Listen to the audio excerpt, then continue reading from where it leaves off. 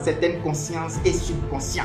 Peuple d'Afrique, comme je vous le disais, le véritable problème de l'Afrique, ce n'est pas au préalable ses contre-performances, ni son développement, mais d'abord et avant tout, la connaissance de son histoire et une reconnexion intégrale avec cette dernière.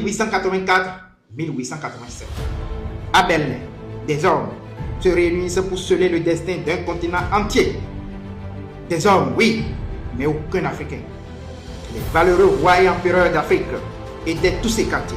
La conférence de Berlin, orchestrée par Otto von Bismarck, n'était pas une simple réunion diplomatique, mais pour balkaniser le territoire, un pillage en règle. En organisant cette conférence, les puissances avaient pour objectif de prévenir les tensions et les guerres entre elles concernant le contrôle des territoires africains. Ils ont découpé l'Afrique comme on partage un gâteau et chacun a pris sa part. Ils ont tracé des lignes absurdes sur nos terres, ignorant nos peuples, nos cultures, nos empires. Ce mépris pour la souveraineté africaine symbolise l'essence même du pacte colonial. Un système construit sur l'exploitation et l'effacement des identités africaines, les royaumes unifiés, les empires puissants, les nations soudées qui prospéraient sur cette terre bien avant que l'Europe ne daigne en connaître l'existence. Tout cela a été piétiné. Nos familles, nos langues, nos alliances ancestrales, brisées au gré des appétits européens. Les frontières coloniales ont séparé des groupes ethniques unis et forcé des communautés historiquement rivales à coexister dans un même État. Ce n'est pas l'histoire que je vous raconte, c'est notre présent.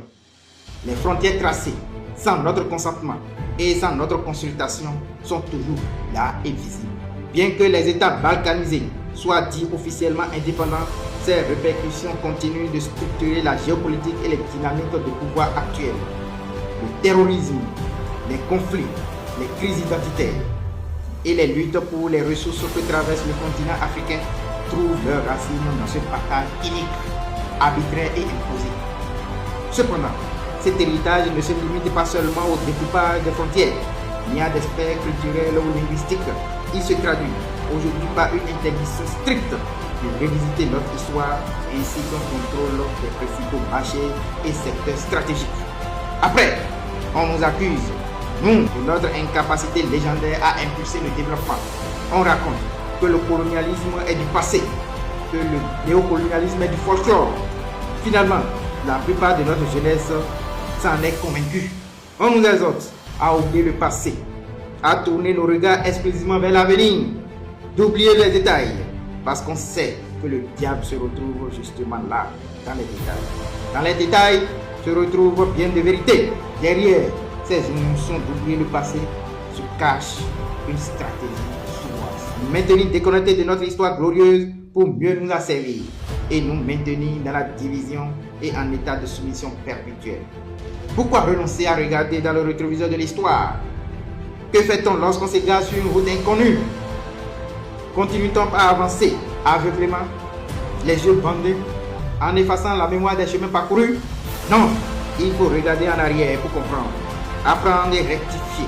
Il ne s'agit pas de se stagner dans ce passé, mais de se reconnecter à ce passé. Voilà, jeunesse africaine, autant d'arguments et preuves palpables soutiennent notre révolution qui est une révolution